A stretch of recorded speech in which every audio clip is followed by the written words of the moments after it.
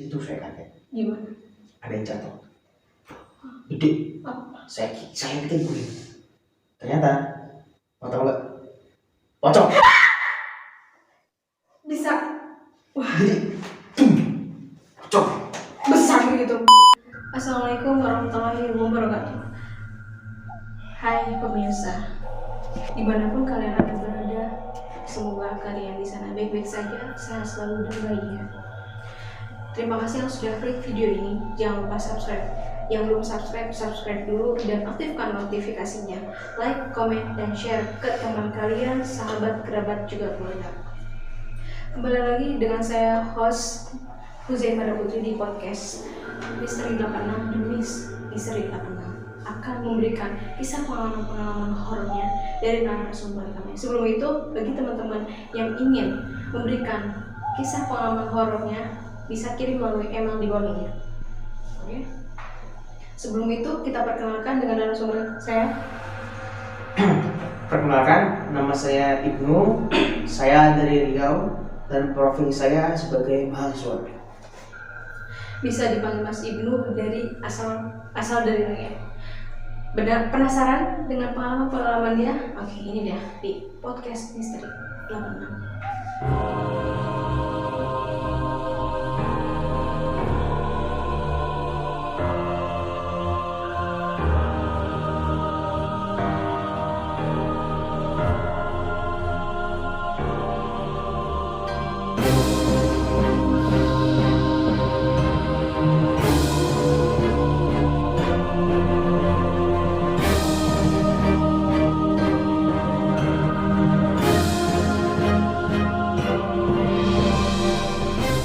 Bagaimana kisah pengalaman horornya Mas Ibnu?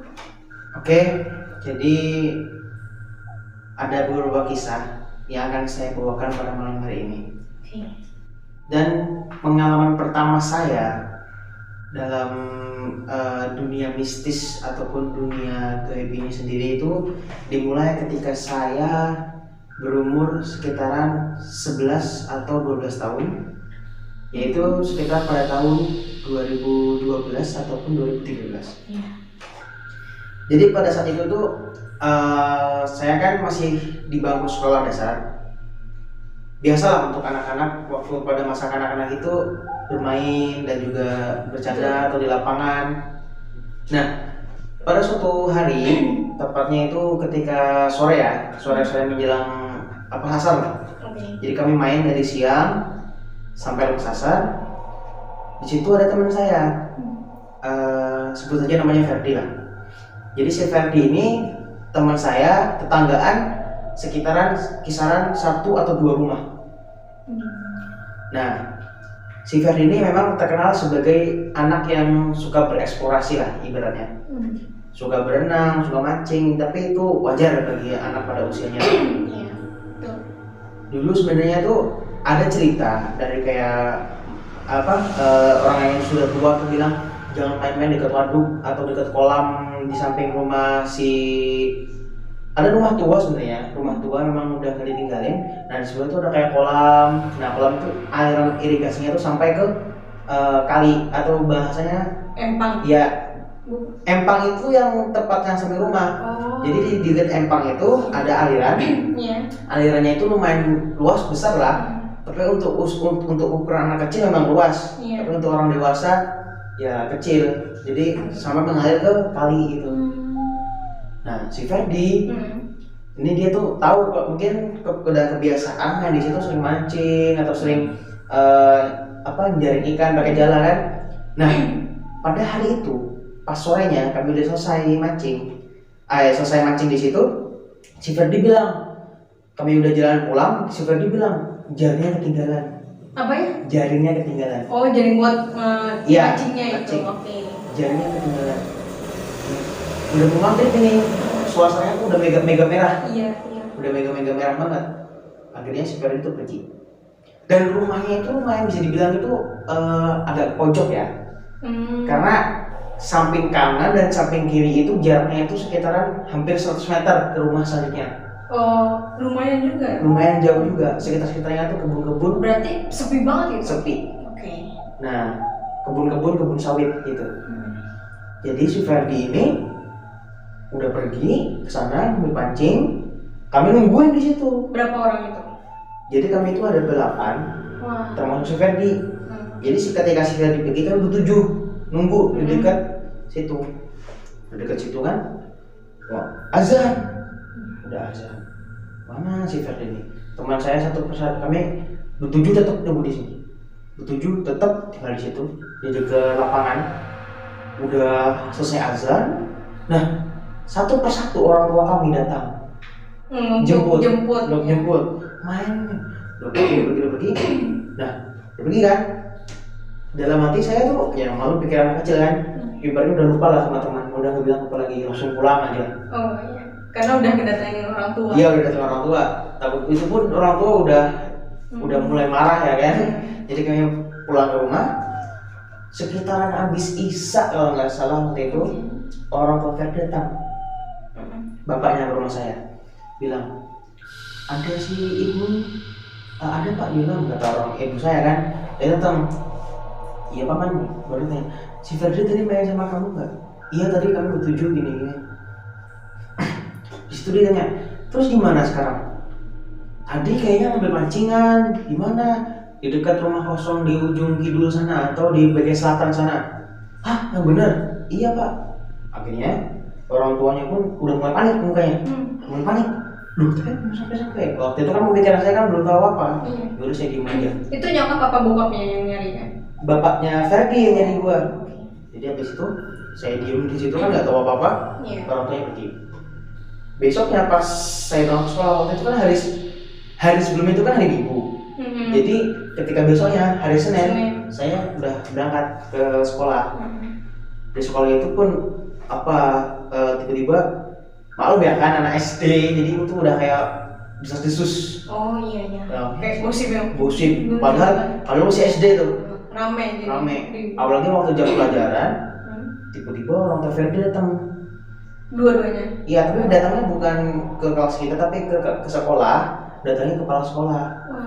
Terus datangin kepala sekolah, minta izin gini. Habis itu kepala sekolah datang, bukan kepala sekolah sih, wali kelas ya wali kelas kami datang. Terus guru semua kelas itu setiap kelas di SD itu diisi wali kelas. Iya. Diisi wali kelas, terus minta doa, gimana baca Fatihah.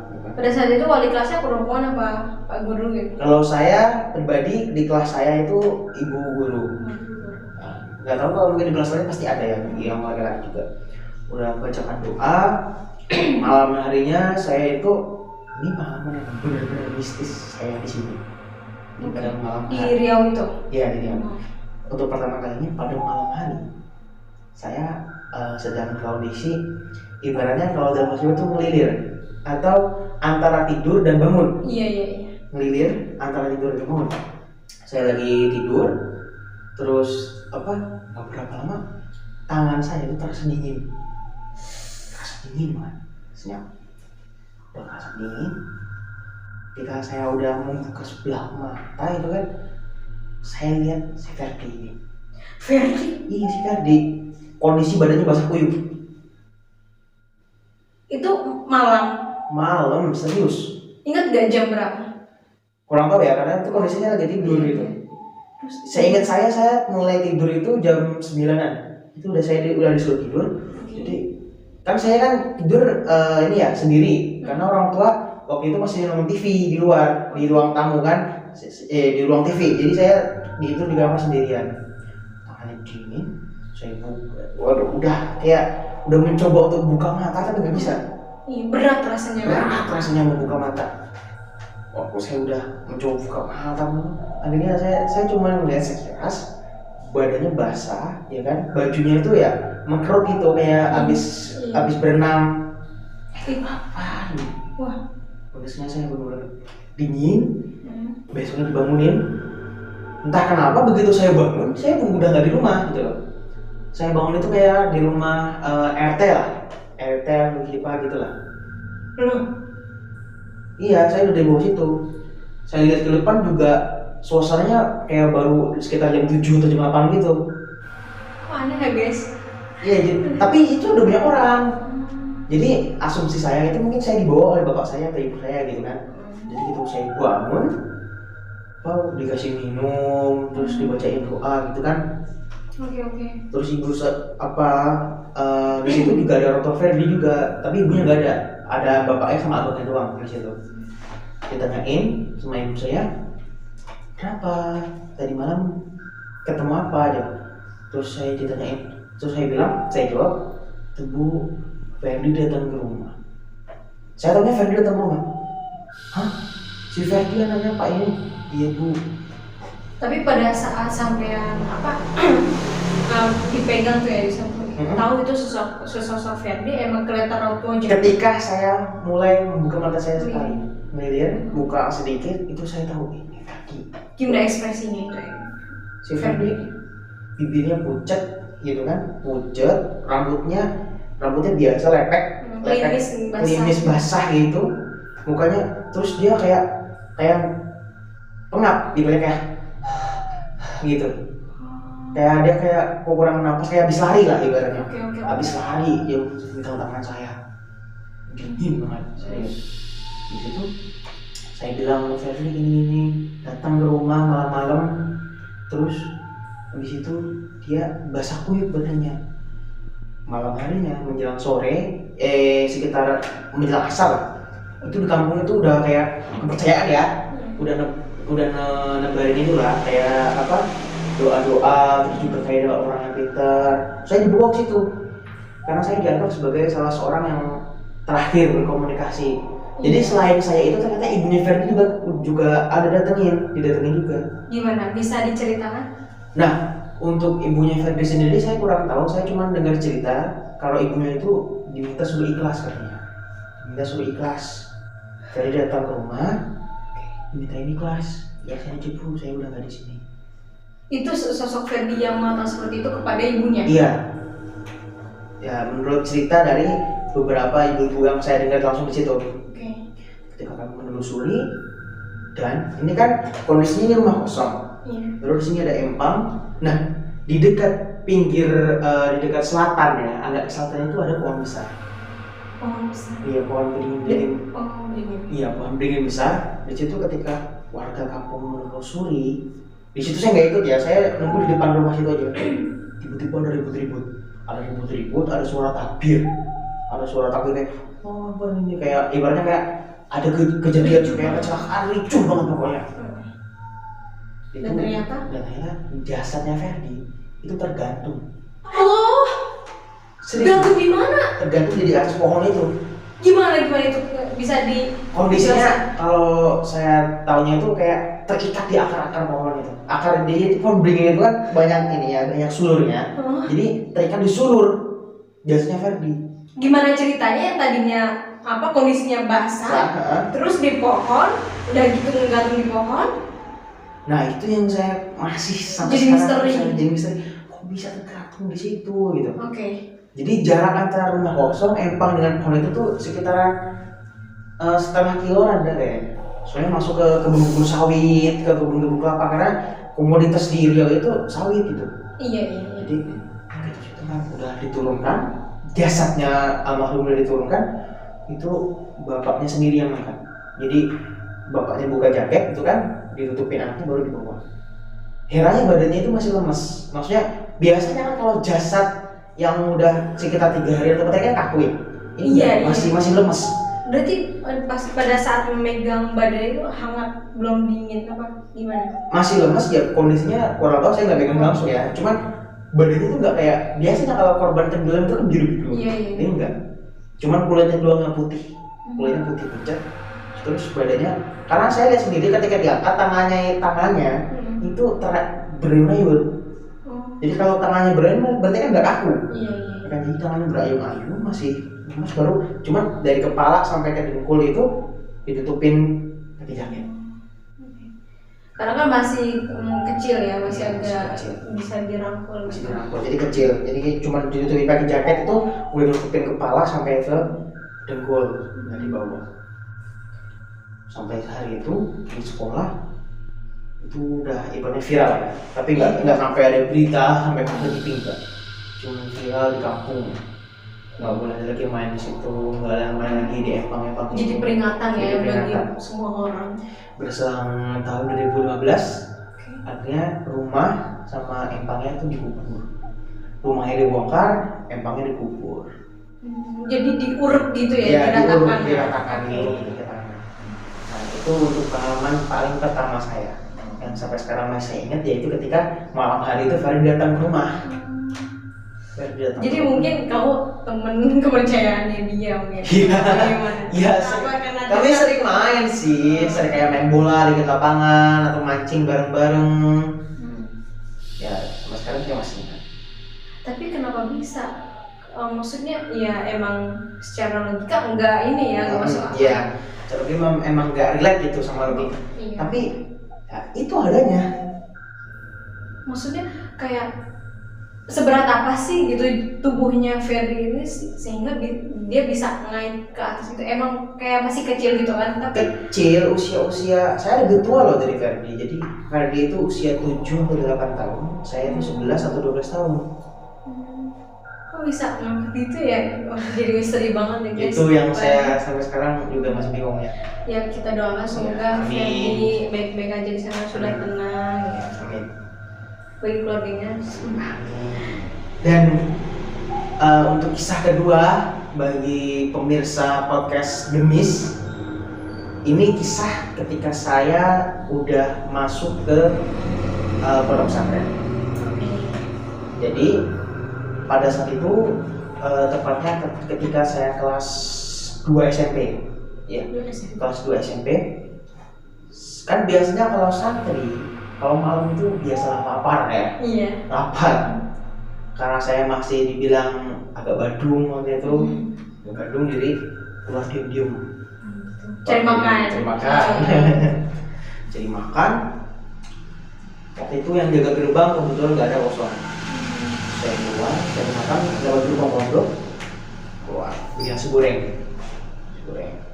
Pas banget nih nasi goreng diminumnya dengan es hitam warna. Silakan diminum dulu dong. Siap. Pasti haus banget ya kan guys. Cerita pengalaman horornya udah gitu, ceritanya banyak, bikin merinding. Tapi seger banget emang. Oke. Jadi ketika udah saya beli itu nasi goreng, saya pulang ke asrama. Waktu itu saya makan bareng-bareng tuh. Nah, terus saya udah sekitar sejam setengah itu saya kebelet buang air kecil kan. Saya pergi, kebetulan kamar saya itu di samping bahasa itu jeding. Oh, kamar mandi. Di samping kamar saya itu ada jeding. Kamar mandi sekaligus ada toiletnya juga. Jadi saya masuk situ kan. Nah, saya lihat kosong-kosong semua, maksudnya dalam ember itu kosong. Nggak ada airnya. Nggak ada airnya. Jadi saya nyari yang ada airnya. Oh, gitu ya. Sampai akhirnya saya di ujung. Jadi kan ada sekitar total 9 kamar mandi kan, 9 toilet. Jadi saya pergi sampai ke ujung. Di ujung itu ada airnya. Jadi udah saya masuk kan. Berhubung kondisi karena saya itu sendirian dan juga udah jam 1 malaman, jadi saya nggak langsung hidupin lampu. Jadi seluruh lorong itu gelap. Biasanya kalau kamar mandi yang paling pojok itu paling tua. Iya sih. Jadi dari 9 kamar mandi itu cuma ada 1 lampu yang hidup di kamar mandi tengah atau kamar mandi paling pojok. Jadi saya masuk paling ke ujung, udah masuk kan saya nggak nutup pintu sih, karena saya tahu saya sendirian. Lagi pula saya juga cuma buang air kecil kan. Udah masuk situ itu juga menakutkan banget. Bak ember air yang di situ tiba-tiba terbalik sendirinya. Ya, jadi ini ember setengah penuh lah. Ya, setengah penuh ini. Tiba-tiba jatuh terus gitu. Dengan sendirinya. Itu besar embernya itu? Embernya tuh dari ember cat. Oh, ember cat. Pasti yang warna putih itu kan? Iya, yang warna putih benar. Cat apa gitu saya lupa. Maksudnya berat tuh kalau bertahap gitu kebaliknya. Iya, apalagi isinya tuh setengah penuh. Jadi segini lah isinya tuh setengah penuh. Enggak kelihatan mungkin. Ya, segini ya guys ya. Sekitar segini. Jadi begitu jatuh, keluar airnya keluar semua, terus langsung gitu. Kayak nih, saya udah liatin aja kan, saya udah ancang-ancang mau lari ini, saya nggak jadi kencing lagi nih, udah ancang-ancang mau lari, situ saya kaget, ada yang jatuh, gede, saya kita guling, ternyata, mau tahu nggak, pocong. Bisa. Wah. Jadi, pocong. Besar gitu. Betul. Kalau saya waktu kelas 2 SMP itu jadi lebih tinggi saya sedikit. Jadi, boom, jatuh di atas. Langsung terduduk di atas ember tadi. Berarti posisinya itu di dalam kamar mandi. Dalam kamar mandi. So, kondisi kain kafan itu musuh.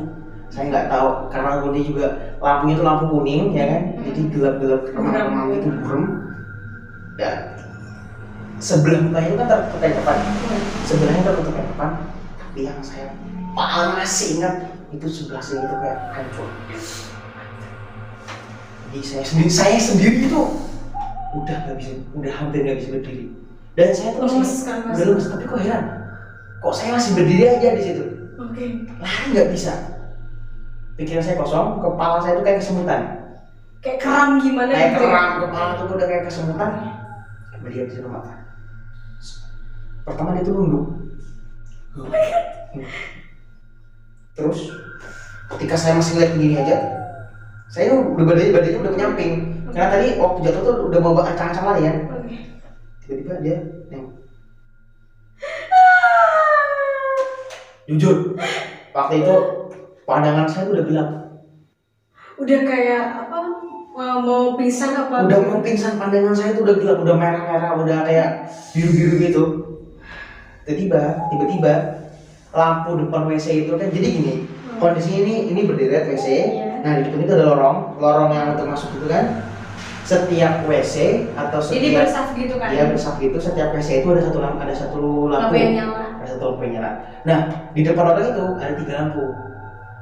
Jadi lampu kayak ini saya lorong. Di bagian depan sini kan lorong lurus ini lampu ada 3. Terus kalau masuk ke dalam kamar mandinya, di situ kamar mandi ada 1 lampu. Karena kebetulan pintunya nggak saya tutup, jadi ketika ketiga lampu hidup, otomatis kan dapat tuh. Apalagi kamar mandi pojok, jadi lampunya pas di belakang saya. Boom, itu lampu kan langsung sadar. Ketika sadar saya langsung nengok ke belakang, lampu hidup. Langsung nengok ke depan lagi. Tapi kondisi ember masih terbalik. Nggak tanggung jawab si Poci. Iya, saya juga heran. Kondisi masih terbalik. Ada suara jengkal angkat kaki. Saya masih lihat itu, masih berhadapan dengan ini yang ember tadi. Terus saya ditepuk di belakang. Itu kaki itu udah nggak sanggup lagi numpuk badan saya. Itu langsung saya tumbang belakang. Itu siapa yang? Saya tahunya itu kayaknya teman saya. Soalnya kondisi itu pandangannya itu masih buram. Jadi begitu jatuh udah ngecek lagi dan digotong. Situ. Kemudian itu yang tadi nempak kamu gimana? Dia cerita, lu kenapa, lu gimana gitu? Itu sebenarnya bukan dari kamar saya sih. Dari tetangga. Ceritanya tuh dari kamar sebelumnya lagi. Yang di kamar mandi. Dari kamar mandi juga. Jadi situ saya udah dibawa ke ibaratnya salah satu ustadz yang terpercaya juga ya, ustadz yang sanggup lah gitu, misalnya gitu. Jadi bacakan doa, ibaratnya kena rukyah juga waktu itu mungkin. Tuh sejak saat itu saya udah nggak suruh lagi ya. Jadi kalau sejak itu, selama saya SMP dari kelas 2 sampai naik lulusan kelas 3, kalau saya mau ke kamar mandi itu lihat kesitkan dulu. Bagus. Kosong kan? Kalau kosong, saya nyari teman. Tapi kalau misalnya ada 1 orang aja yang di dalam kamar mandi, saya baru mau main. Gitu kan. Tapi setelah kejadian itu sakit nggak? Memang sakit. Ya makanya dari saat itu saya dibawa ke ustadz gitu loh. Jadi memang berapa hari kan? Ada 2 harian. Jadi hari pertama itu kan malam ya. Malam, besoknya saya nggak masuk kelas. Malamnya lagi, besoknya lagi nggak masuk kelas lagi kan, baru didatengin sama wali asrama. Jadi sama wali asrama sudah ikut, suruh pakai jaket, naik motor ke rumah ini, ke rumah Ustadz yang bersangkutan. Itu udah termasuk kisah sampai saya. Ini saya sebagai hostnya aja dibuat lemas oleh cerita kisah pengalamannya. Ini terus kan di pondok pesantren emang nggak asingnya, pasti ada. Dimana di suatu tempat dimanapun kalian berada, pasti didampingi oleh sosok yang ya seperti itu. Karena emang hidup kita berdampingan. Oke, terus untuk para sahabat, kisah penutup saya untuk pada malam hari ini adalah kisah ketika saya SMA. Jadi waktu itu saya kelas 2 SMA. Karena ketika siang kita nggak punya waktu buat nyuci kan? Iya. Kalau siang itu kita di pondok itu banyak kegiatannya teman-teman. Iya. Jadi saya tuh punya kesempatan nyuci tuh malam. Apalagi waktu saya kelas 2 SMA itu kebetulan saya menjabat di pondok saya itu ada sistem penjabatan OSIS.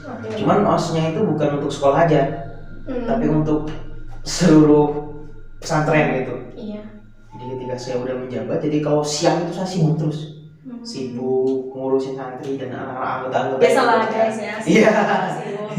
Jadi gini-gini apa pernah jadi ustaz? Enggak juga. Jadi di situ malam hari ketika saya nyuci kan. Jadi tempat untuk nyuci ya untuk santri itu di belakang. Di belakang pesantren, jadi di belakang sementara di sekitarnya itu hutan gitu.